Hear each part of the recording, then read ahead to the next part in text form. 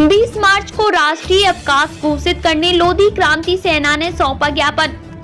देश के प्रथम स्वाधीनता संग्राम में महत्वपूर्ण भूमिका निभाने वाली प्रथम महिला शहीद वीरांगना अवंतीबाई लोधी के बलिदान दिवस 20 मार्च को राष्ट्रीय अवकाश घोषित करने की मांग को लेकर प्रदेश भर में जिला एवं ब्लॉक स्तर पर महामहिम राष्ट्रपति के नाम सागर कलेक्टर को ज्ञापन सौंपा।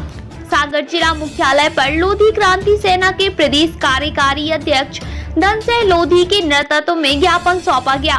ज्ञापन के माध्यम से बताया गया कि 1857 की क्रांति में रामगढ़ की रानी अवंतीबाई लोधी रेवांचल में मुक्ति आंदोलन की सूत्रधार थी। 1857 के मुक्ति आंदोलन में इस राज्य की अहम भूमिका थी, जिससे भारत के इतिहास में एक नई क्रांति आई। महारानी अवंतीबाई ने 1857 की क्रांति में अंग्रेजों से डटकर सामना किया था। अवंतीबाई ने अंग्रेजों से लंबा संघर्ष करते हुए अपने जीवन की आहुति दी थी। 20 मार्च 1858 को महारानी वीरांगना रानी अवंतीबाई अंग्रेजी सेना से घिर चुकी थी। ऐसे में महारानी अवंतीबाई ने देश के स्वाभिमान को देखते हुए माफी मांगने की बजाय खुद को तलवार से जख्मी कर देश के लिए बलिदान दिया।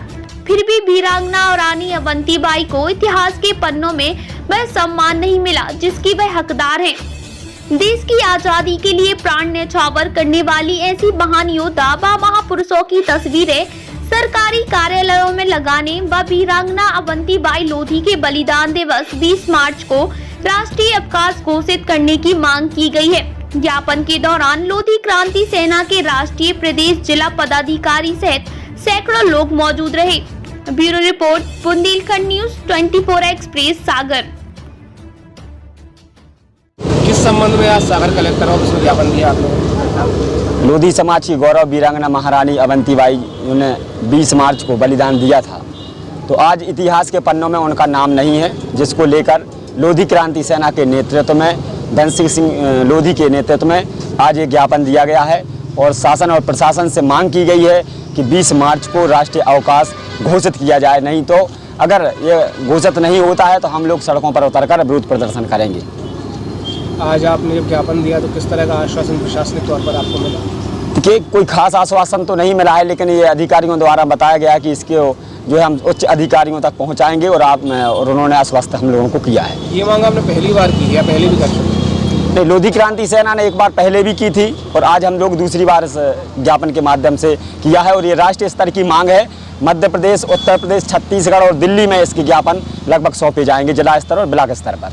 इतनी जगह पे कहना चाहिए आंदोलन चल रहा है, कार्यक्रम चल रहा है और बीते कुछ समय से चल रहा है, आपने बताया पहले भी ज्ञापन हो चुके, तो क्यों आपको लगता है प्रशासनिक तौर पर इसकी कोई कार्रवाई आगे नहीं हो रही? मुझे लगता है, देखिए, लोधी समाज की जो महारानी गौरव हैं, उनके ही जब हम लोग उनके मानव सम्मान की बात करते हैं तो प्रशासन मौन धारण कर लेता है। मुझे लगता है कहीं ना कहीं हमारे जो इतिहास के पन्नों में हमारे महापुरुषों का नाम दबाने की प्रयास किया जा रहा है, लेकिन अब हम लोग नहीं सहेंगे।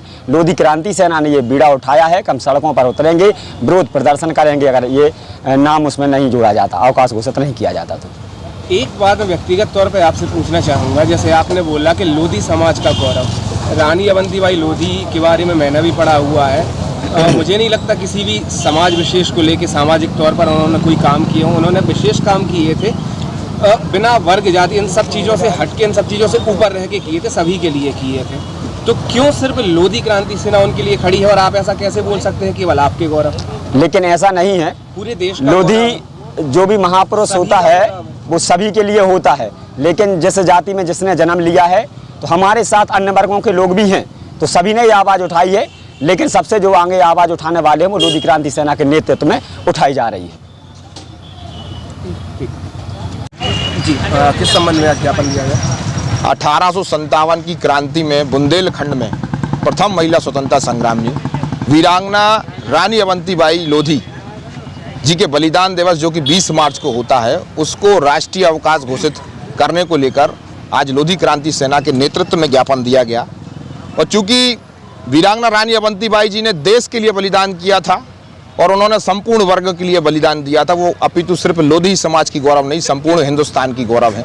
और उनका इतिहास जिस तरीके से झांसी की रानी का इतिहास लिखा जाता है, खूब लड़ी मर्दानी, वो तो झांसी वाली रानी थी, ठीक उसी तरीके से उनका भी हम लोग भरपूर सम्मान करते हैं। उसी तरीके से जैसा उनका सम्मान इतिहास के पन्नों में मिला हुआ है, उसी तर्ज पे रानी अवंतीबाई जी का भी बलिदान है। वैसा ही सम्मान रानी अवंतीबाई जी को मिले और उनका जो सम्मान है, जिस तरीके से बोला गया खूब लड़ी मर्दानी वो तो झांसी वाली रानी थी, इसी तरीके से खूब लड़ी मर्दानी वो तो रानी अवंती रानी थी। ये उद्देश्य को लेकर और 20 मार्च चूंकि बुंदेलखंड में 1857 की प्रथम महिला स्वतंत्रता संग्रामी वीरांगना रानी अवंतीबाई लोधी रही हैं और उन्होंने लोधी कुल में जन्म लिया, तो इस बात का हमको गर्व और गौरव है। और उन्होंने अपना योगदान और जीवन समर्पण उन्होंने हर वर्ग के लिए किया है। तो इतिहास के पन्नों में उनका नाम जोड़ा जाए, पाठ्यक्रमों में उनका नाम जोड़ा जाए और लोगों को पता पड़े कि ये जो वीरांगना है, इनका बलिदान हर वर्ग के लिए था, हर समुदाय के लिए था और इनकी जो वीर गाथा है, गौरव गाथा है, हर एक व्यक्ति को पता पड़े, हर एक जनमानस को पता पड़े, ताकि आने वाली पीढ़ी उनके जीवन से अपने जीवन में देशभक्ति की प्रेरणा लेके देश के लिए कुछ अच्छा कर सके। इसी मांग को लेकर आज ज्ञापन सौंपा गया। पहले भी आप लोगों के द्वारा ज्ञापन किए गए हैं, पूरे प्रदेश स्तर पर, राष्ट्र स्तर पर इस बार कार्यक्रम चल रहा है। अभी भी अगर आपकी मांग पूरी नहीं की जाती तो फिर क्या करेंगे? देखिए, मांग तो लगातार कई वर्षों से की जा रही है कि रानी अवंतीबाई जी का बलिदान दिवस को अवकाश घोषित करा जाए और इतिहास के पन्नों में उनको उचित स्थान दिया जाए। इससे पहले सदन में भी हमारे गंगाचरण सिंह राजपूत, जो कि राज्यसभा के सांसद उत्तर प्रदेश में रहे हैं, और हमारे प्रहलाद सिंह पटेल, इनके द्वारा भी लोकसभा में प्रश्न उठाया गया है और मांग करी गई कि इतिहास के पन्नों में उचित स्थान दिया जाए और इतिहास के पन्नों को एडिट करके, किसी को हटा के नहीं, हम लोग किसी को हटाने की मांग नहीं कर रहे, सिर्फ जोड़ने की मांग कर रहे, उनको जोड़ा जाए जिन लोग इतिहास के पन्नों में छूट गए और जिनको उचित सम्मान नहीं मिल पाया। तो इस मांग को लेकर हम लोग लगातार सड़कों पर भी संघर्ष किया, सदन में भी संघर्ष किया और 4th क्लास के पाठ्यक्रम में भी जहां तक रानी अवंतीबाई जी का छोटा सा उल्लेख जोड़ा गया, परंतु जो उनका इतना वृत्तांत और विस्तृत इतिहास है, उस इतिहास को उचित सम्मान आज भी नहीं मिला। तो ये मांग हमारी सोशल मीडिया के माध्यम से है।